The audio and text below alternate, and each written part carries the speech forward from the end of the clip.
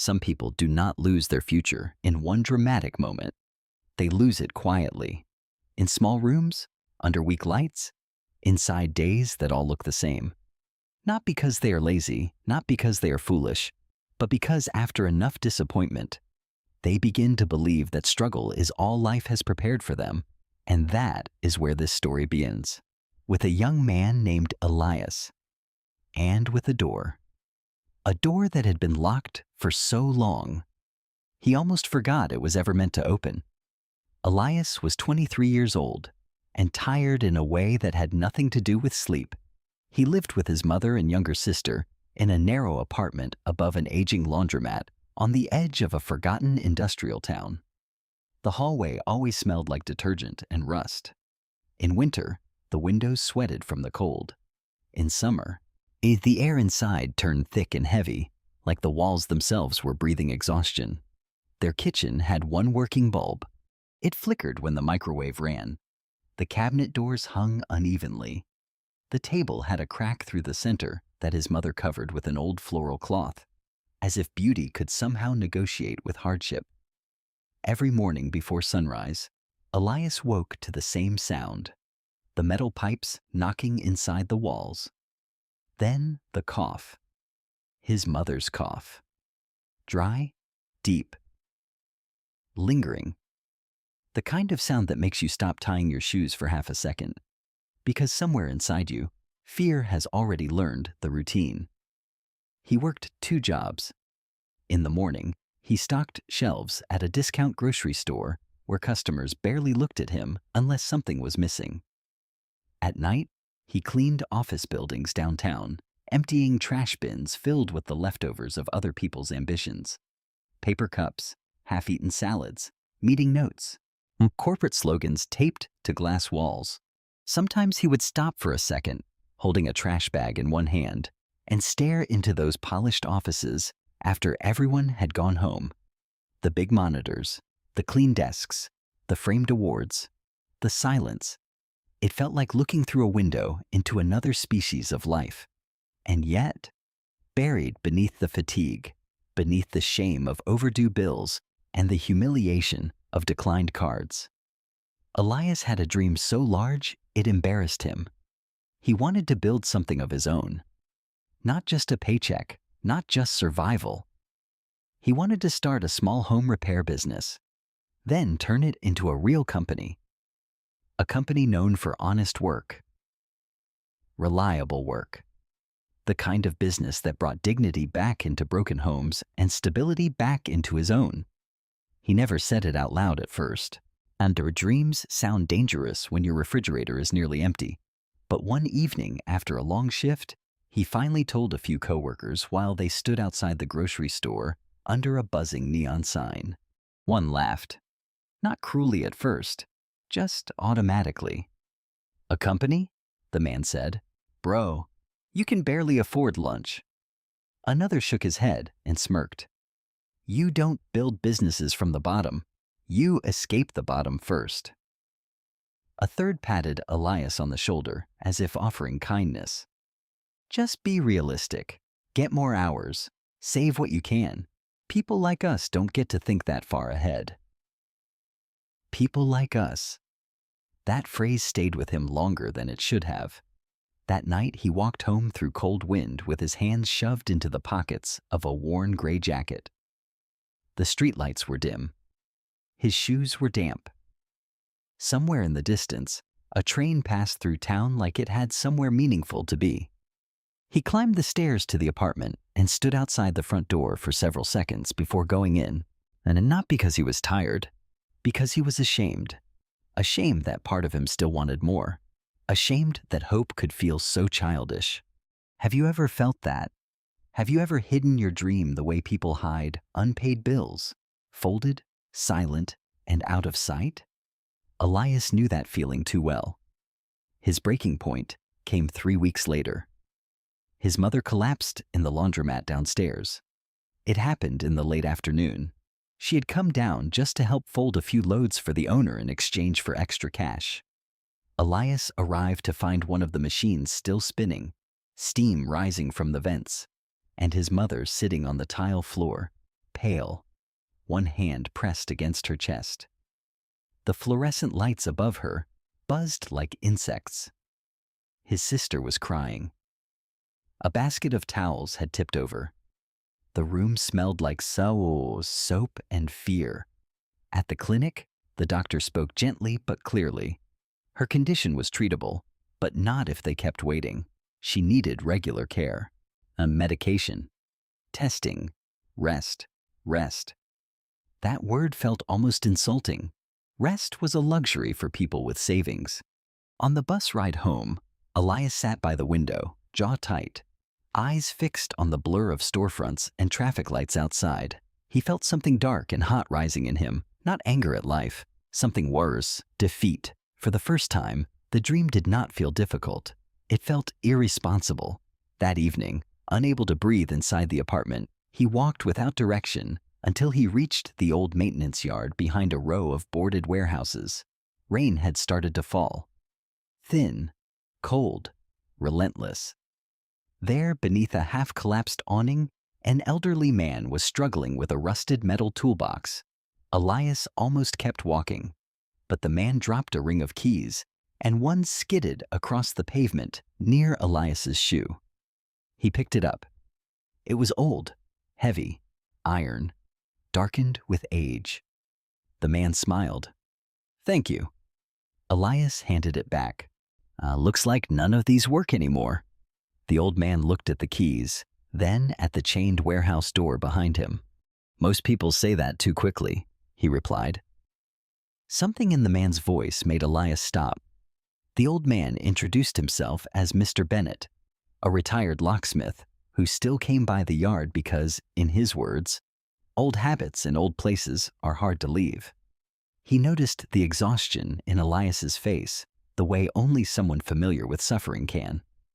"You look like a man standing outside his own life," Mr. Bennett said. Elias let out a dry laugh. "More like a man locked out of it." Mr. Bennett raised the old iron key in his hand. "No," he said softly. "Locked out is temporary. What destroys people is when they start believing the door was never meant for them." Elias said nothing. Rain tapped against the metal roof. Then Mr. Bennett held the key out toward him. "This key belonged to my father," he said. "Ugly thing. Rusted. Bent.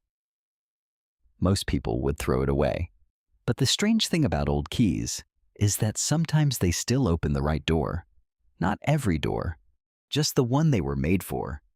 He pressed the key into Elias's palm. "Your life is not a wall," he said. "It is a locked door. And discipline, not luck, is the hand that learns how to turn the key." Elias stared at the object in his hand. Cold, heavy, real. Mr. Bennett continued, "Don't ask whether you deserve a better life. Ask whether you are willing to become the person who can open it." That was all. No speech, no miracle, just a key, and a sentence that would not leave him. From that night on, Elias kept the rusted key in his pocket. Every morning he touched it before getting out of bed. And slowly, something began to change.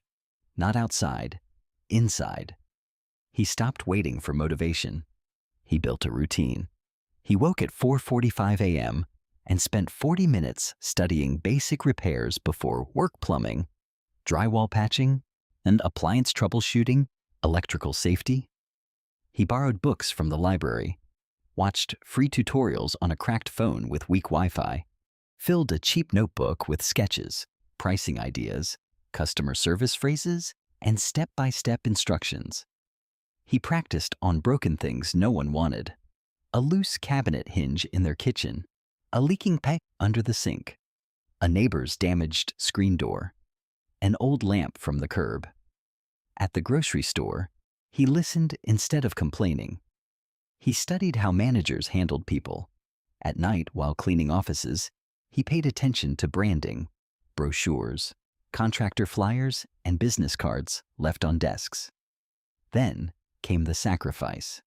He sold the small television in the apartment, stopped buying coffee, walked to work when he could, ate rice and eggs for days at a time, slept less, worked more. His hands became rougher, his eyes darker, his focus sharper. Still, progress was painfully slow. One customer refused to pay him, ever saying the repair looked too simple to cost that much.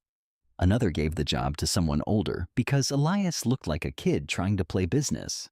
A landlord mocked his handwritten flyer and tossed it in the trash right in front of him. And at home, the pressure only deepened. His mother tried to hide how tired she was. His sister needed school supplies, bills stacked up in a drawer that no one opened unless absolutely necessary. One night, the power was shut off for 3 hours. They sat in candlelight, saying very little. His mother eventually fell asleep in the chair. His sister leaned against the wall with a blanket over her knees. Elias stepped into the hallway alone and pulled the rusted key from his pocket. For a moment, he almost hated it. What was this thing really? A symbol? A joke? A sentimental piece of metal pretending to be wisdom? He squeezed it so tightly the edges pressed into his skin. That was the second moment he nearly broke. The first had been at the clinic. This one was quieter, more dangerous, because now he had tried and still felt powerless. But the next morning, he remembered Mr. Bennett's words. Not every door, just the one it was made for. So he adjusted. Instead of chasing any work, Elias focused on one problem people constantly had in old neighborhoods like his: affordable small home fixes done honestly and fast. He printed better flyers at the library. He offered free estimates. He started asking every satisfied customer for one thing: tell one other person. Then, finally, a crack of light. An elderly woman hired him to fix a broken kitchen cabinet and replace a faulty light switch. She called him back a week later to repair a loose stair rail. Then her brother called. Then her church friend. It was not success, but it was movement.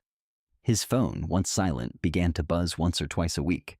He opened a free business page online and chose a simple name: Open Door Home Repair. He nearly laughed when he typed it. The symbol had followed him all the way into the business name. For the first time in years, hope did not feel like fantasy. It felt like traction. And that is exactly when life hit him again. One rainy evening, driving home in a borrowed van after a small job across town, he was rear-ended at a red light. The damage was minor to the other car, not to the van. The owner demanded repair money Elias did not have. 2 scheduled clients canceled after he couldn't show up on time that week. His grocery manager cut hours because Elias had become too distracted. And the medication bill came due the same Friday. It was too much. He sat on the edge of his bed that night, staring at the cracked paint on the wall, the rusted key lying in his open palm. Then he noticed something he had never really seen before. The key was bent, not broken. Bent, worn by time, pressed by years, scarred by use, and still a key. Something in him shifted. Maybe strength was not staying untouched. Maybe strength was staying useful after pressure. He closed his fist around the key and made a decision. No more waiting to feel ready. No more apologizing for starting small.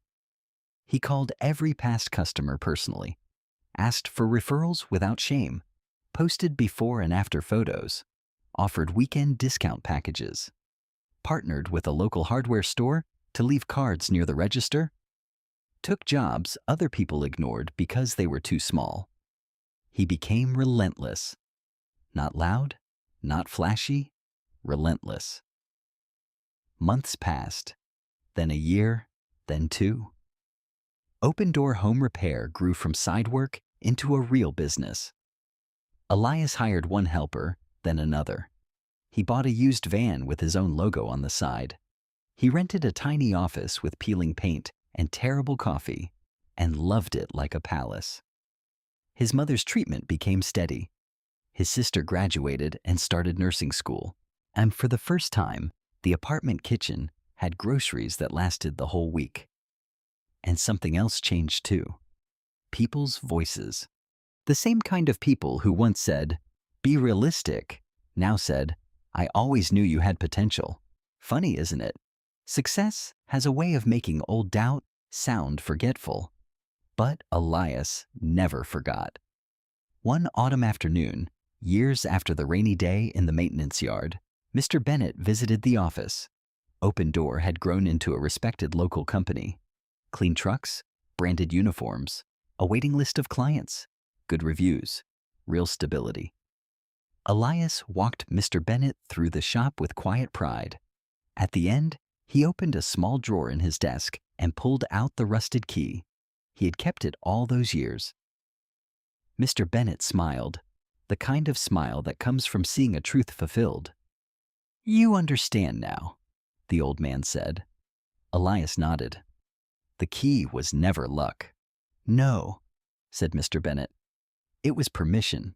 The permission to stop seeing yourself as shut out." And there it was, the lesson. Simple enough to fit in your hand, powerful enough to rebuild a life. My friend, listen carefully. Many people spend their whole lives standing in front of doors they are too afraid to touch.